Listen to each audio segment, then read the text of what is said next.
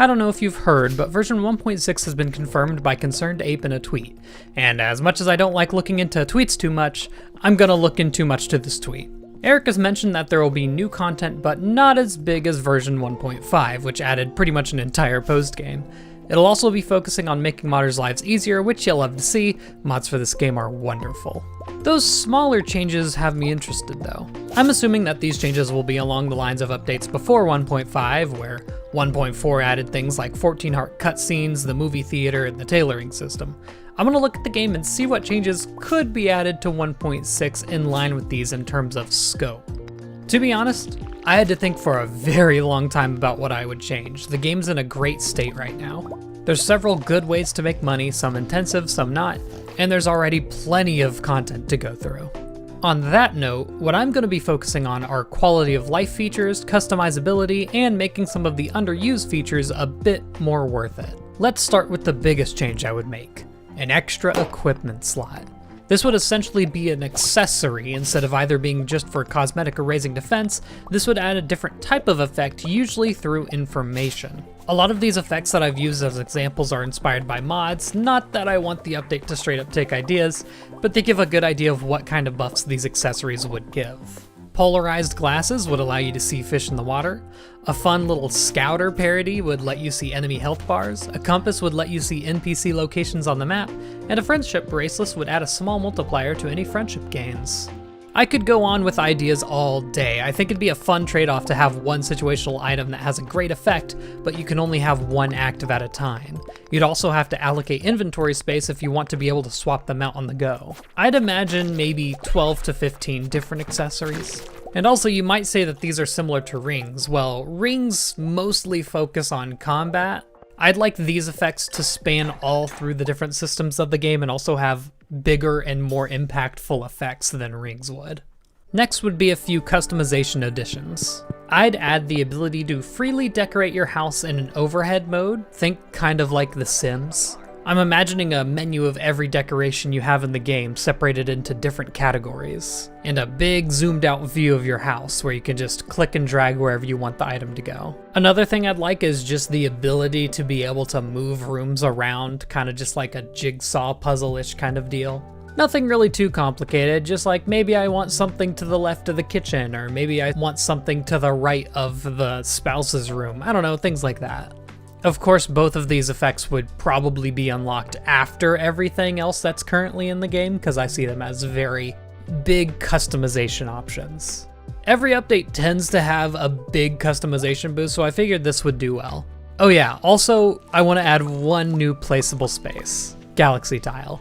It slowly scrolls and in general looks dope as hell. Now a few changes to mechanics that could do with a little update. First, let's talk about crab bots. I'd like to bump these up a bit to make them a more viable alternative to fishing, since many people really don't like the fishing minigame. Similar to how different fish give different experience counts, I'd like to do the same for crab pot catches.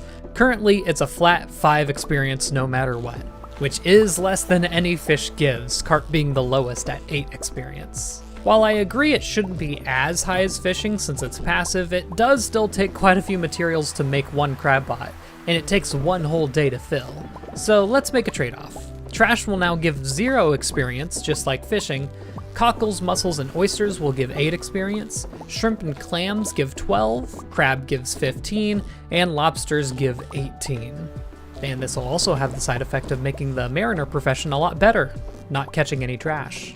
I'd also like to add a new crab pot fish for every season. This would be the most expensive pot catch that can be caught for that season, adding some money progression throughout the year, just like many of the other systems in the game. I'll just make up some fish for each season as some examples. Let's say starfish for spring, 150 gold and 20 experience. Seahorse for summer, 180 gold and 22 experience. Sea turtles for fall, 230 gold and 24 experience. And horseshoe crabs in winter, 300 gold and 26 experience. And if you're wondering, yes, I looked around and based these animals on things that people have actually accidentally caught in crab bots. Ideally, one of these would also have a new cooked recipe, perhaps with a +1 fishing and +1 foraging combo, which is something we don't have yet. And also, recipes that increase foraging can be pretty complicated to make, so more options would always be nice, as well as giving an extra reason to use crab pots.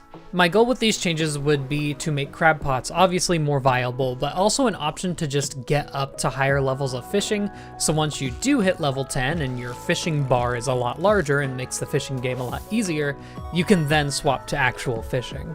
Another thing I'd like to buff a bit is the horse, which may sound weird, but hear me out. As it is now, I just don't have the patience to keep my horse with me because it's not worth it. I get off to do something and I end up so far away from the horse that I figure it's just better to leave it. There has been one change to the horse before that allowed you to talk to villagers while riding. A small change like that would be welcome. Maybe tasks that don't involve having out tools could be done on a horse, such as picking up foraged items or laying down seed and fertilizer. I even thought of something like an equipment system that would allow you to do things a step further on the horse, like mow down weeds or grass, or increase the horse's speed.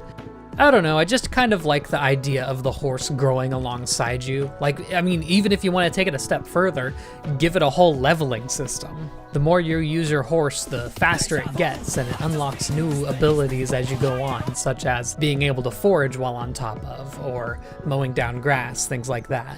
It's kind of similar to the tractor mod, but it's still a horse. I have one last thing I'd like to buff. This isn't necessarily an underused item, I just think it needs to grow alongside the game, and that is your storage options.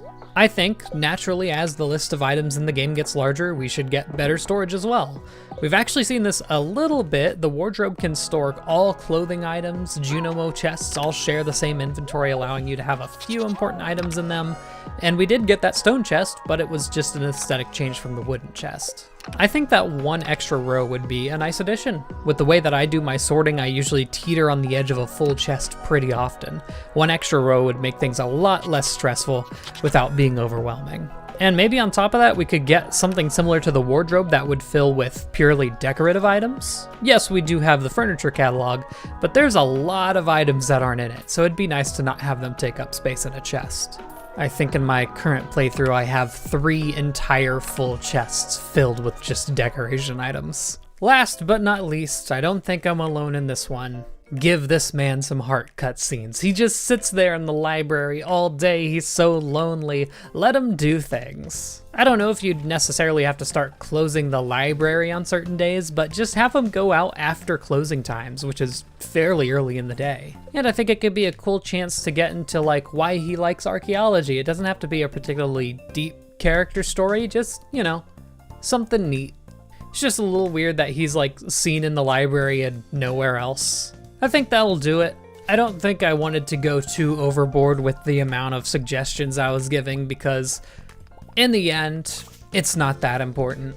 I'm not entitled to these changes. I just spent a few days thinking of these and whether or not they'd actually be received well by the wider Stardew community, or if it's even the way that Eric wants to take the game, is beyond me. This is simply a list of things that I think would be cool. And of course, no matter what, we'll always have the thousands of mods that fill in that space. If you have any ideas you'd like to see, let me know in the comments. Thank you for watching, and goodbye.